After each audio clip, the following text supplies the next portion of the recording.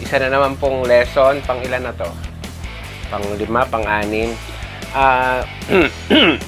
Bihira ho tayo mag-setup ng bass, lalo na 5-string. Ito yung medyo challenging para sa mga hindi pa nakaka-setup.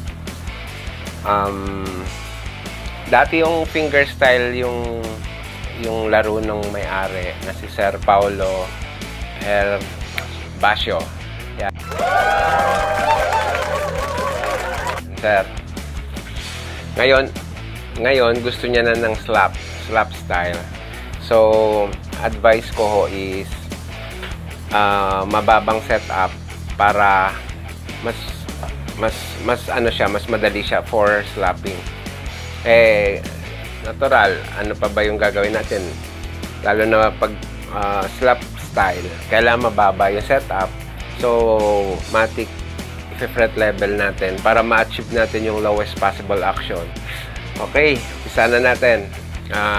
First is oil muna natin para habang nagpe-prepare tayo ng mga file na gagamitin for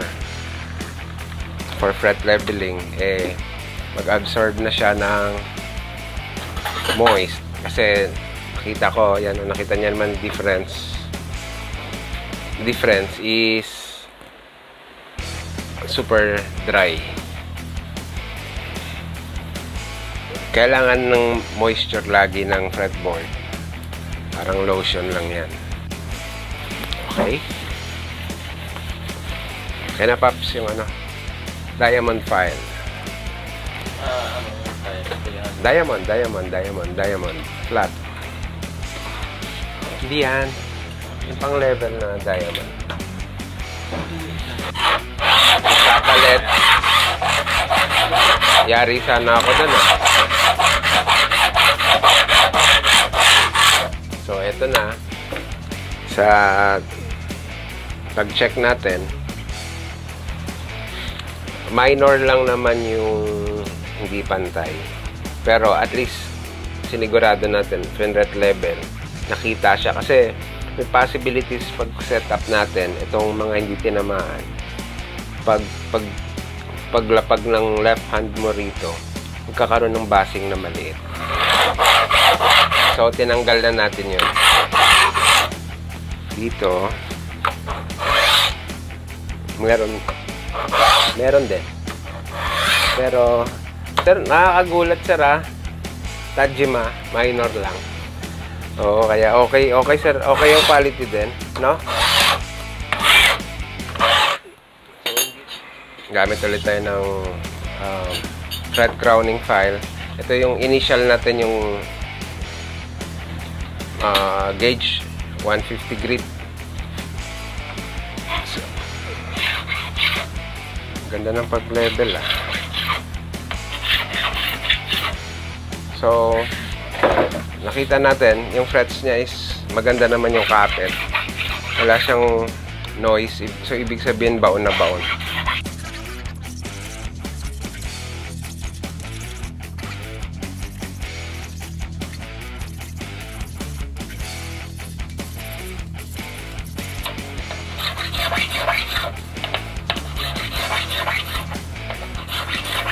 Nakita nyo, medyo mabilis pa, ilan libo na yung ginanto ko.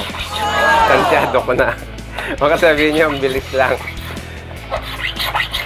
Kasi pag first timer ka neto, sir, dapat ingat, May possibilities kasi masobrahan.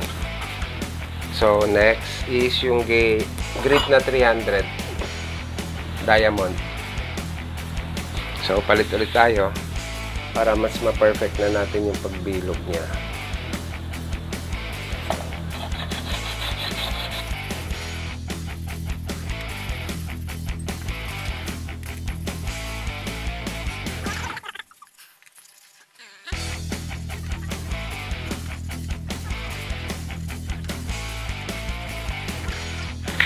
After ito is isasand na natin yung parang yung mga micro na gas-gas, mabawasan pa.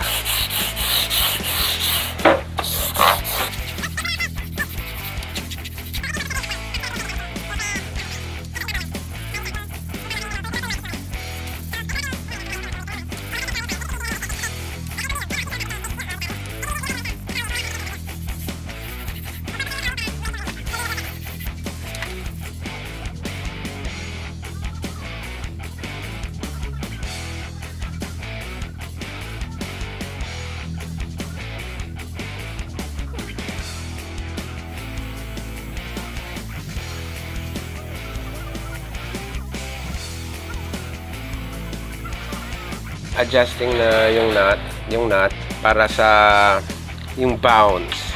Andito yung bounce.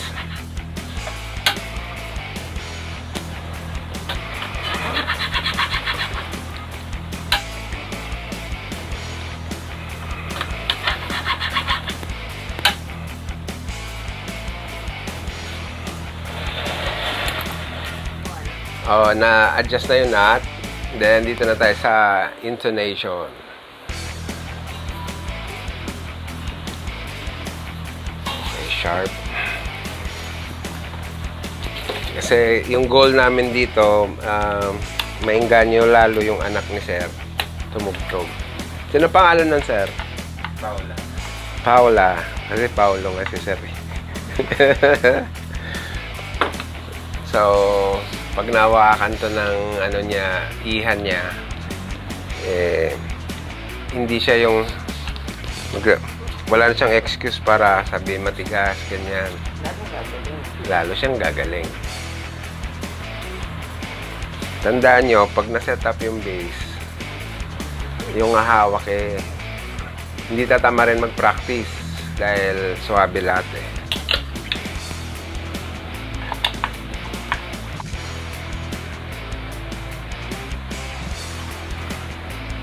Alright. So, intonated na siya. Na-check ko na rin yung tawag dito, yung pickups. Pantay na yung sa bridge. Dito na lang tayo mag-adjust sa neck. Then, check yung bounce. Tama. EA. EA yan.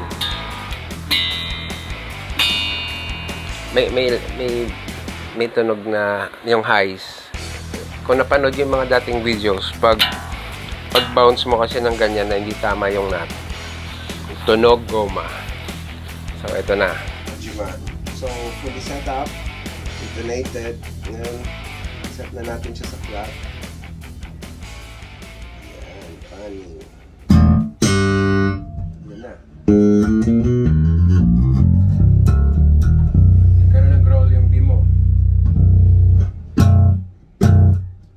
Timpla yan.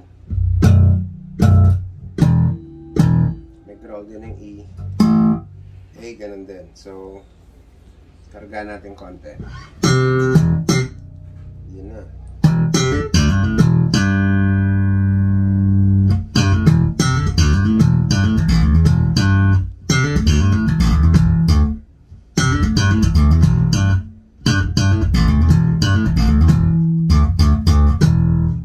Style, try natin.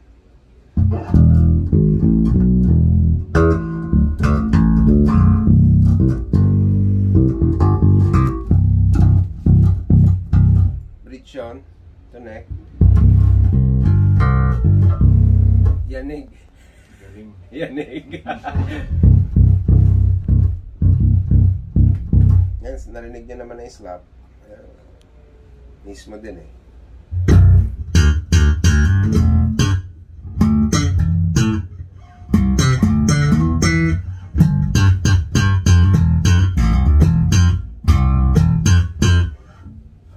na, try natin. Okay na. Enjoy na ako. Sir Enzo, flat lang yan, Ito, may disclaimer ako, Si Sir, pinapapirmahan to, Ayoko, nahihiya ako. Okay? Baka down to earth. Ngayon, gusto ko nga sana sa likod lang. Since gusto na dito na. Sa pirmahan mo. Lagay natin dito. Okay? Huwag kayo magalit sa akin, Si Sir yung may sabi niyan.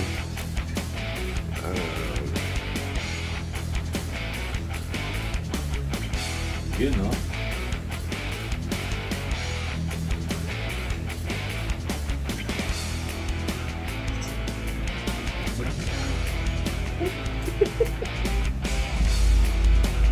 Sir, nag-jaya ako dun, Sir, Yeah.